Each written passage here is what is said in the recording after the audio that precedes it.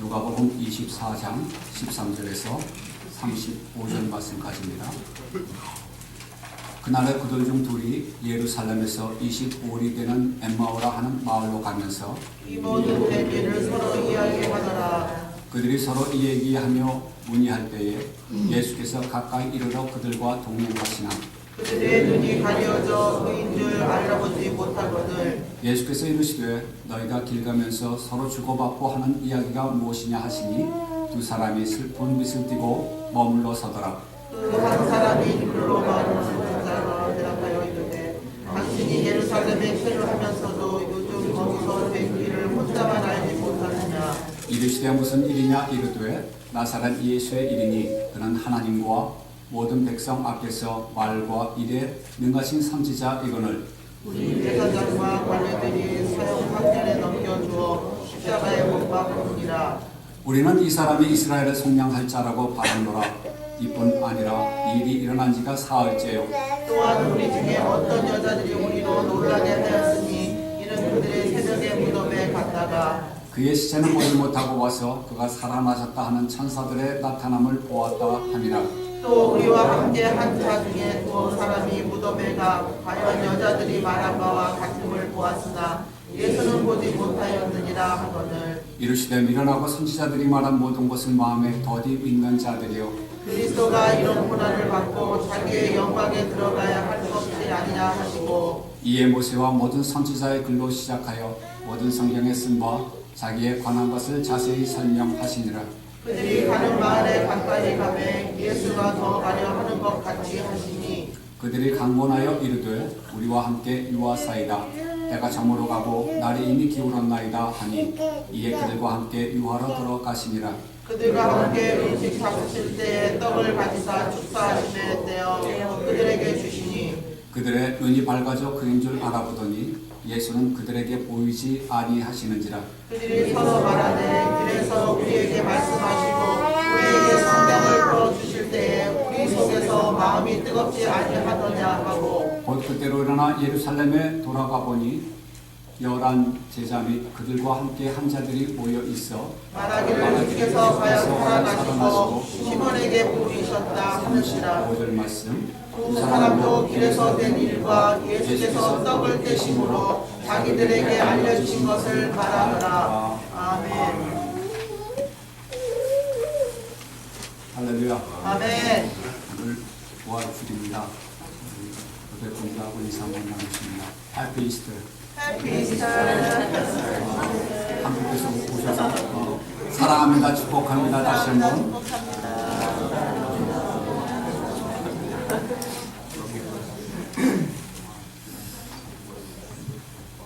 저는 정말로 여러분 행복했으면 좋겠습니다. 아멘. 아닙니까? 정말 행복했으면 좋겠습니다. 하나님도 아마 마찬가지일 것입니다. 여러분들 보시면서 나도 너희들이 정말 행복했으면 좋겠다. 이게 아버지 마음 아니겠습니까? 인생의 궁극적인 목표가 무엇이냐 하게 되면 행복입니다. 여러분이 왜 하나님을 믿으십니까? 하나님을 믿으면 행복해지기 때문입니다. 그래서 우리가 하나님을 믿습니다. 그럼에도 불구하고 요즘 사람들한테 해서 어떻게 지내세요? 그러면은 그냥 대충 사는 게 다 그렇죠 뭐. 그렇게 대답들을 하십니다. 사는 게 뭐 별거 있나요? 목사님, 저 정말 행복해요. 이 얘기 들어보니까 꽤 오래된 것 같습니다. 어떠세요? 물어보면 저세요 막 행복해요. 정말 행복해요. 살기가 힘들죠? 다 힘듭니다. 얼마 전에도 제가 소개를 해드렸지만은 한국의 청년들이 몇 년 전만 해도 세 가지를 포기하고 살았다고 그랬죠. 뭡니까? 연애를 안 한다고 그럽니다. 연애하면 돈 들어가니까. 그 다음에 결혼을 안 하려고 합니다.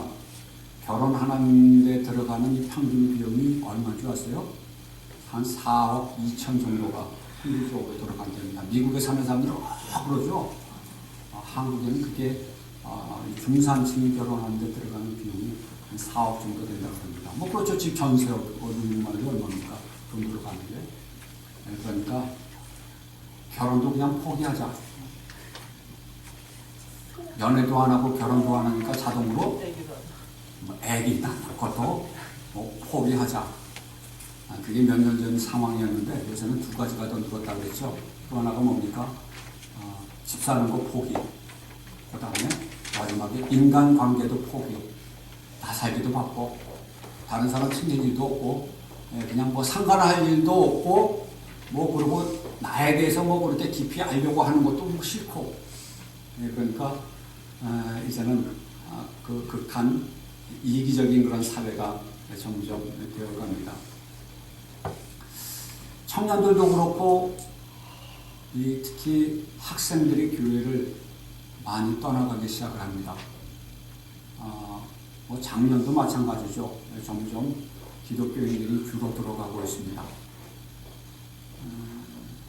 왜 떠날까요? 왜 떠날까요? 교회는 더 이상 행복할 조건을 마련해주는 그런 장소가 아니기 때문에 떠나는 거 아니겠습니까?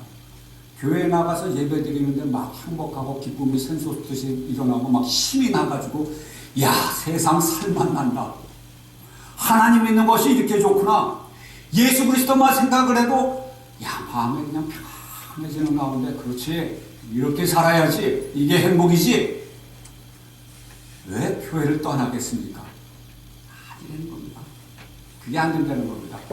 교회 나가봐야 간땡이나 어려운 살림 헌금 내니까 살림도 주나.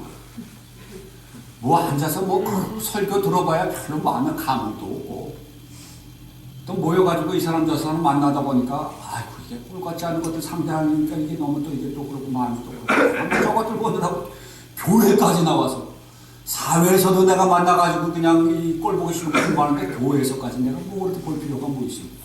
그렇게 좋은 일이 있다고. 그러다 보니까 뭐 신앙도 시들해져 가고 어렸을 때는 부모님 손잡고 이렇게 새벽기도도 다니고 했는데 이제는 그 기억도 이제 가물가물해지고 주일학교 때 찬양 불렀던 그 기억도 점점 이제 희미해져 가고 먹고 살기도 바쁜데 그러다 보니까 한 주, 두 주 교회를 빠지다 보니까 아휴 사는 게 다 그렇지 뭐 이러다 가는 거야. 근데 마음 한구석엔 늘 뭐가 남아있습니까? 하나님 아버지에 대한 그리움이 있습니다. 아멘입니까? 완전히 떠나지를 못해요. 적어도 구원받은 사람은 그렇습니다. 아버지에 대한 그리움이 있습니다. 네. 그러다 보니까 오늘 평상시에 안 나오던 분들도 이렇게 나오게 되고 그래도 부활주일만큼은 내가 그리움이 있는 거예요. 아버지에 대한 그리움. 오늘 부활주일입니다. 오늘 본문에 그렇게 시작을 해요. 그날에 무슨 날에? 예수님께서 부활하신 날입니다. 이제 그날에 예루살렘에서 25리 정도 되는 엠마오라고 하는 마을로 두 제자가 내려갑니다. 내려가면서 그동안의 된 일을 이제 이야기하면서 내려간다 이렇게 얘기를 하고 있어요. 결국 뭐냐면은 우리가 예수를 쫓아다녔던 얘기. 야, 그 양반 정말 새가 빠지게 쫓아다녔는데 그 말씀에 참 은혜가 됐었는데 능력도 있었잖아. 그런데 뭐야? 어떻게 그렇게 허망하게 죽어? 이게 그러한 일들을 이야기하면서 내려갑니다. 그런데 또 뭐냐면 어떤 일이 있었냐 하면은 이 제자들이 예수님의 무덤에 갔던 제자들이 돌아와서 하는 얘기가 예수가 부활했다 하는 얘기가 전해지는 거예요. 예수가 부활했다. 죽은 사람이 어떻게 살아나? 그런 일이 있을 수 있을까? 근데 여러분, 오늘 여러분이 하나 깨달으셔야 될 게 뭐냐면 아셔야 될 게 유대인들은 부활에 관심이 없습니다. 부활에는 별로 관심이 없습니다. 현재 사는 이 세상의 문제입니다. 예수님이 부활하셨대 했을 때 만약에 부활의 소망을 가졌다면 바로 돌아갔겠죠. 확인하고 싶었겠죠. 근데 그들은 부활에 대해서 별로 그렇게 관심이 없습니다. 우리들은 관심이 많죠? 아멘? 그러나 유대인들은 관심이 없습니다.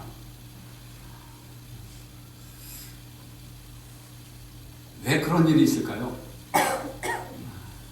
이 사람들이 예수를 쫓아다니는 것은 부활 때문이 아닙니다.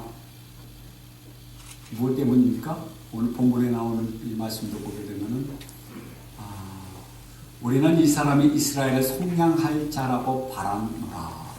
결국 뭐냐면 예수를 통해서 행복하기를 원했는데 그 행복이 뭐냐면은 로마의 압제로부터 이스라엘이 해방이 되고 그리고 강력한 다윗의 왕권을 가지고 나라가 부강해지면은 국민들이 자연히 잘 살 수가 있겠죠.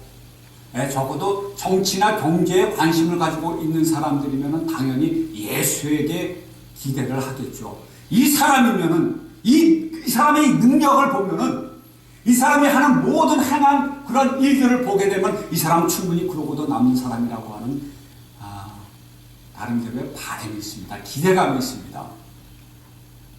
그런데 이 양반이 허망하게 십자가에서 죽은 거예요.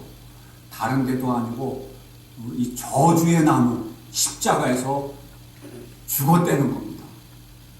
절망하고 낙심이 돼서 엠마오라고 하는 그곳을 내려갑니다. 근데 거긴 누가 나타나십니까? 예수님이 나타나십니다. 부활하신 그날 저는 참 신기해요. 사흘 전에 말해도 십자가에서 그토록 피를 흘리시고 그 고통과 그 고난을 받으셨던 분이 부활하자마자 하시는 일이 뭐냐 하면 이 두 제자를 쫓아간 일입니다. 그러면서 뭐라고 말씀하시냐면 도대체 무슨 얘기하며 가시는 중이요. 이 사람들이 예수의 제자죠. 근데 예수를 알아보지를 못합니다. 알아보지를 못합니다. 뭐 변화되셨기 때문에도 그럴 수도 있고 그렇게 처참하게 죽은 그 예수의 모습을 봤던 사람들이 어떻게 그렇게 멀쩡한 사람으로 나타난 예수를 어떻게 알아볼 수가 있겠습니까? 어찌됐든지 이들이 눈이 가리워졌다 그랬어요. 눈이 가리워져서 예수인 줄 알아보지 못합니다. 근데 예수님께서 본인을 밝히지 않아요. 본인을 밝히지 않고 도대체 무슨 얘기를 나누는 중이요? 물어봅니다. 그랬더니 이 사람들이 얘기를 합니다. 얼굴에 슬픈 미소를 띠며 2차 저차에서 저차 2차 했고 이렇게 됐는데 결국은 그 양반이 십자가에서 죽었다. 그런데 뭐 들리는 소문에는 살아났다고 하는 그런 얘기도 들리는데 어떻게 이렇게 일어난 일을 갖다가 당신 간첩이요 하는 거하고 똑같죠. 혼자만 모르고 있느냐. 그러니까 이거는 예루살렘 온 성을 떠들썩하게 하는 사건입니다. 예수 그리스도가 십자가에 못 박혀 죽으신 그 사건은 이거는 아주 전 이스라엘을 요동치게 하는 그 사건인데 그거를 어떻게 당신만 모르고 있느냐, 혼자만 모르고 있느냐, 북에서 온 사람이냐는 거하고 똑같은 거죠. 그렇게 물어봅니다. 그런데 이 예수님이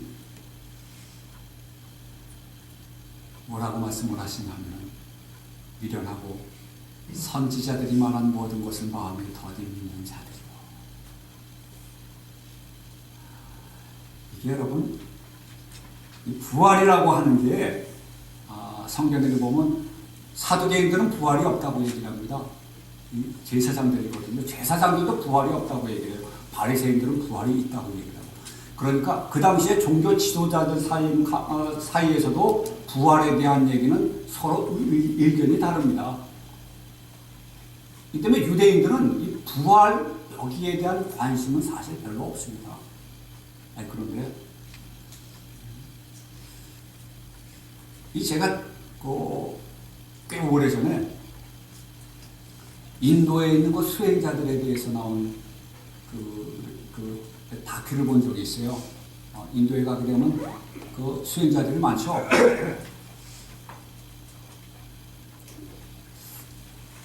한국에 가서 간 기자가 묻습니다. 이게 인도에는 수행자들이 많은데 그 중에서 죽은 사람이 부활한 사람이 있습니까? 다시 살아난 사람이 있습니까? 뭐라고 대답했을까요? 그거 별로 어려운 거 아닙니다. 그렇게 대답을 해요. 수행자에게 있어서는 죽었다가 다시 살아나는 거는 그거는 그렇게 어려운 일이 아닙니다. 물론 그걸 보고 있는 저는 뻥치시면 그랬지만은 어찌됐든지 그들에겐 그래요. 그거 별로 어려운 거 아니다. 무리를 걷는 거 그거 나도 봤다. 뭐 그렇게 얘기를 해요. 그런 사람에게 부활에 대해서 얘기를 하고 예수를 얘기하는데 예수를 믿을 수가 있겠습니까? 그거 뭐 어려운 거라고. 당신이 부활했다 그래서 그거 나 당신이 믿으라고 해. 기독교인들에게 있어서는 부활이 대단한지 모르지만은 믿지 않는 사람들에게는 별로 대단할 거 없습니다. 이걸 우리가 먼저 인식을 해야 됩니다. 살기도 바빠 죽겠는데 뭐 죽은 다음에 일을 갖다가 걱정을 합니까? 그렇지 않습니까? 여러분 솔직하게 얘기해 보세요. 뭐 죽어봐야 하는 거지. 죽어봐야 하는 거지. 당장 먹고 살기도 힘들고 애 키우기도 힘들고 돈 들어가는 거 걱정도 많은데 나날이 살기 퍽퍽한데 뭐 죽은 다음에 일을 갖다 생각을 합니까? 근데 예수님이요 제자들에게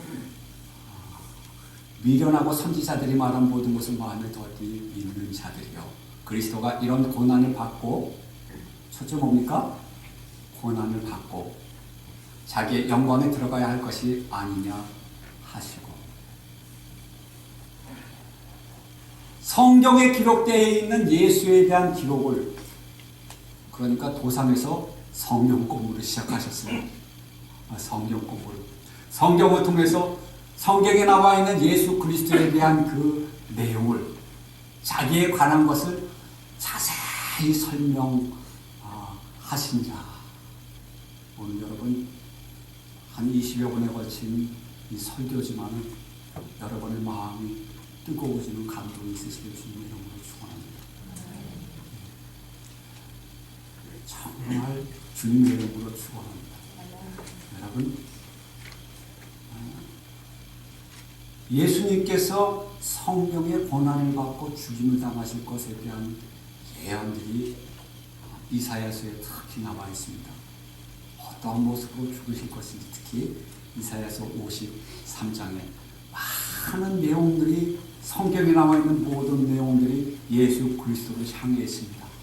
너희들이 성경을 읽고 성경에서 영생의 유지를 알고 성경을 상고하지만 이 성경이 바로 나에 대해서 기록한 것이다. 예수님께서 말씀하지 않습니까? 그런데 이들은 이스라엘이 로마로부터 해방이 되고 그로 말미암아 정치 경제적으로 강력한 나라를 만들어서 그 안에 살아나가는 모든 이 선민들 이스라엘 사람들이 잘 사는 행복을 이야기하는데 예수님은 그렇게 얘기하지 않습니다. 다 함께 따라하십니다. 죽어야 행복하다. 이거를 누가 깨달느냐는 말이에요. 죽어야 행복한 거예요. 이 세상에 사는 사람들은 열심히 어떻게 해서든지 살려고 애쓰고 힘쓰는 가운데서 행복을 찾아가지만은 하나님의 나라를 살아가는 하나님의 백성들은 내가 어떻게 죽나를 생각을 합니다. 어떻게 내가 죽어야 되지? 오늘도 내가 또 살아있네?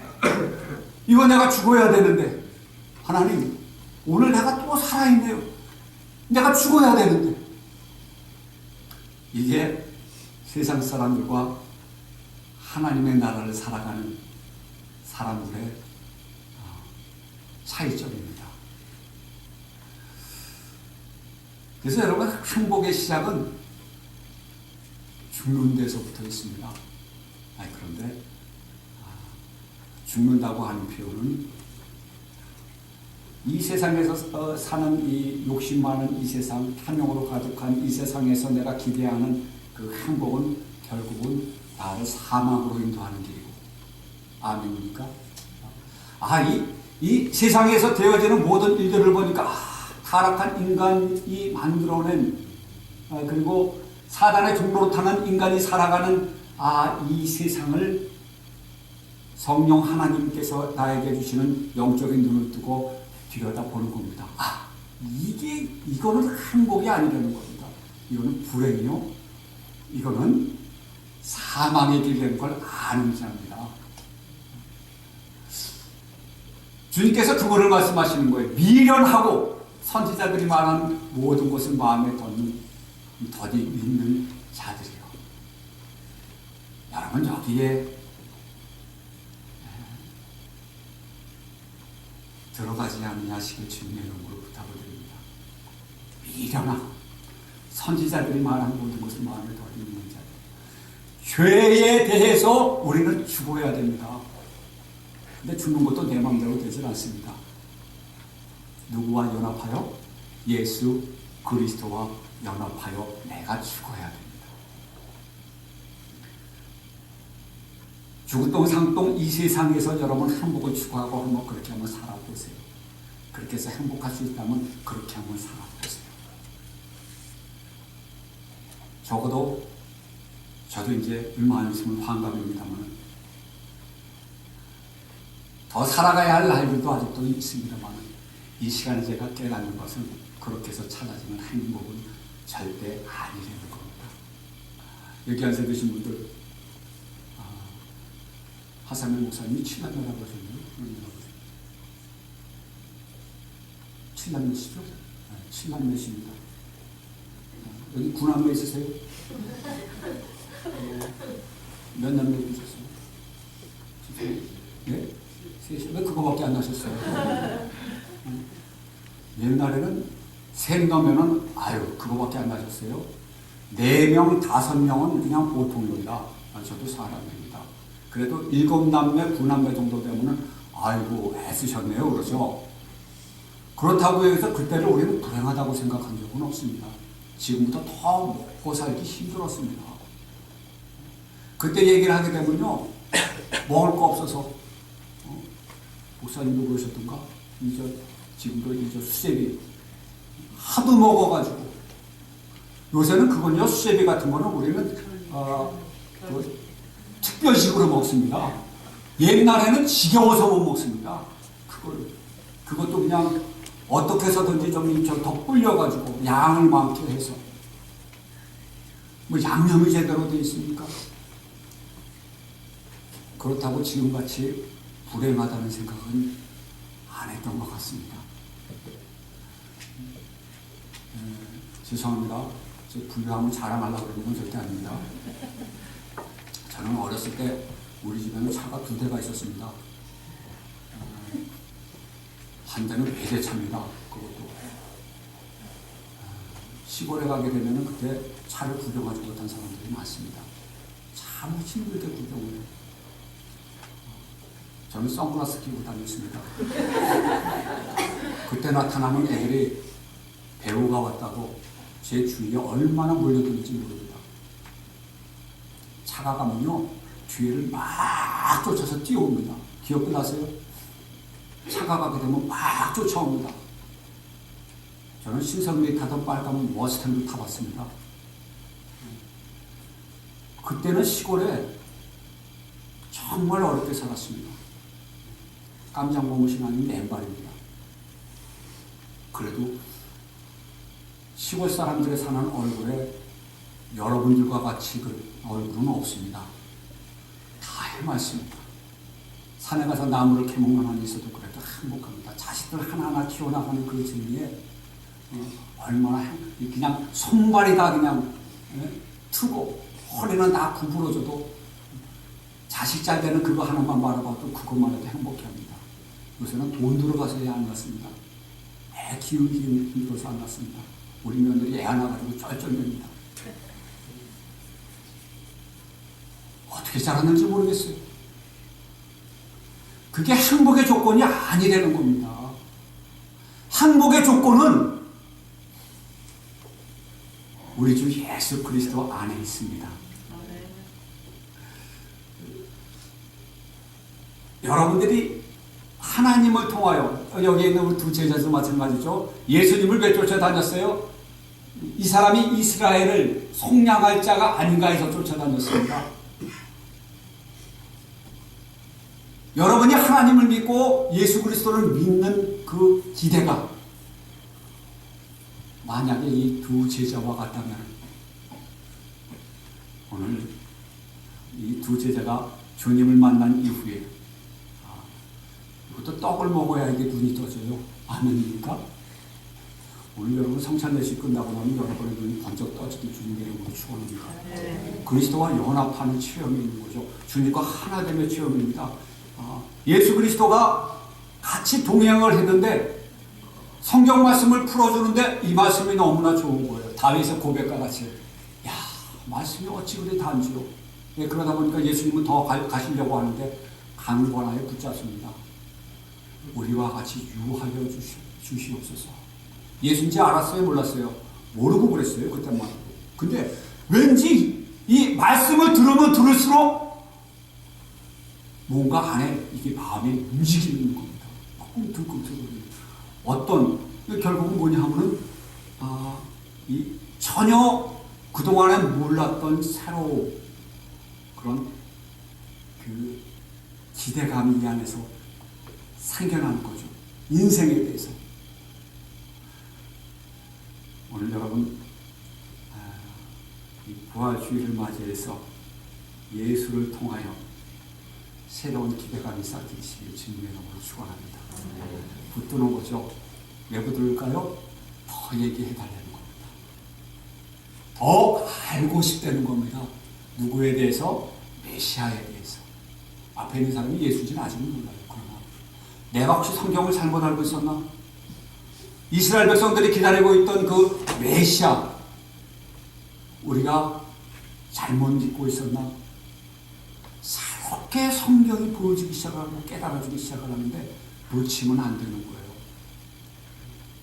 성경 공부는 왜 합니까? 여러분 그 맛에 합니다. 저 예수님이요, 부활하시자마자 성경 공부를 하셨다는 게 너무너무 신기해요. 얼마나 마음이 답답하셨으면은, 십자가에 못 박혀 죽으시는 그 순간에 다 떠나가잖아요, 사람들이. 쫓아갔던 사람들이. 그런데 예수님께서 부활하시자마자 그 제자를 붙들고 말씀을 나눕니다. 말씀.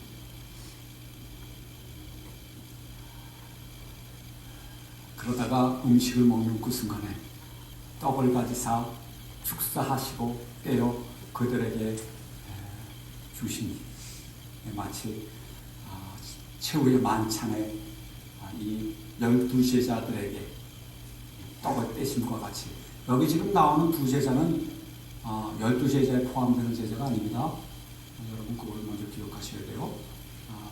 가룟 유다는 제기로 갔고 나머지 11제자가 남았는데, 이 두 사람은 11제자 이외에 예수님을 쫓아다녔던 그런 제자입니다. 마치 아리마대 요셉과 같이, 니고데모와 같이 그러니까 예수님을 그래도 추종하는 세력 중에 한 사람이고 제자로 인정을 해주고 제자라고 칭하고 있는 겁니다. 근데 그들에게 떡을 가지시고 축사하시고 떼어 그들에게 주셔서 그걸 먹는 순간에 눈이 밝아져. 누굴 알아봅니까? 예수를 알아봤습니다. 아멘입니까? 오늘 여러분 예수를 알아본다는 의미를 새롭게 깨닫게 되시길 주님의 이름으로 축원합니다. 예수를 안다는 것은 예수 그리스도께서 왜 이 땅에 오셔서 십자가에 못 박혀 죽으실 수밖에 없는가 하는 그 까닭과 이유를 안다는 겁니다. 왜 그분이 부활하셔서 우리를 새 생명 가운데 인도하여 주시고 우리를 행복의 길로 인도하여 주시는가 하는 그 내용을 아는 겁니다. 하나님의 나라가 어떻게 만들어지는가 하는 그거를 깨닫는 겁니다. 그것이 예수인 줄 아는 겁니다.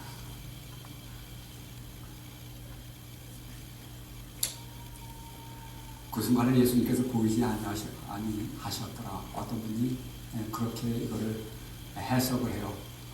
예수가 앞에 보였었는데 그 예수를 깨닫는 순간에 그 예수는 그들의 몸 안으로 들어가셨다. 그러니까 해석은 좋죠. 하나가 됐다는 겁니다. 연합, 한 자가 되었다는 겁니다. 자, 그러고 이야기를 하는데, 야, 우리가 예수님과 함께 길을 오면서 그 얘기를 듣는 순간에 당께 따랐습니다. 우리 속에 마음이 뜨겁지 아니하더냐. 오늘 시간에 지금도 마음이 뜨겁지 않은 사람들은 모르겠습니다. 마음이 뜨겁지 아니하더냐. 말씀을 풀어주는데 마음이 뜨겁지 아니하더냐. 여러분, 성령의 역사인 줄 믿습니다. 성령의 역사입니다. 그런데 이들이 엠마오로 가고 있었죠? 그래요, 안 그래요? 엠마오로 가다가 뒤로 돌아가 어디로 갑니까? 다시 왔던 예루살렘으로 돌아갑니다. 하나님을 믿으라 하면서 혹여라도 세상 길로 낙심하며 절망하며 슬픈 미소를 띠며 걸어갔던 자들이요, 예루살렘으로 발걸음을 옮기시길 주님의 이름으로 축원합니다. 이 길은 넓은 길입니다. 이것은 좁은 문입니다. 찾는 사람이 많아요, 적어요? 적습니다. 왜냐하면 길이 협착하기 때문입니다. 저는요, 정말 여러분이 행복하길 원합니다. 그 행복은 그리스도가 십자가에 못 박혀 죽으심으로 그리스도와 연합한 자가 되어 우리가 죄에서 죽고 다시 그리스도와 연합한 자가 되어 부활하신 예수 그리스도와 함께 우리에게 새 생명이 주어진 그 가운데서의 누릴 수 있는 행복입니다. 오늘 여러분의 삶을 다시 한번 돌아보시고 내 인생에 있어서 예수 그리스도가 어떤 의미로 다가왔는지, 성경의 말씀을 대할 때 내 마음이 뜨거워지는 그런 감동이 있는지, 사실은 지금도 할 얘기가 많아요. 시간은 한정되어 있고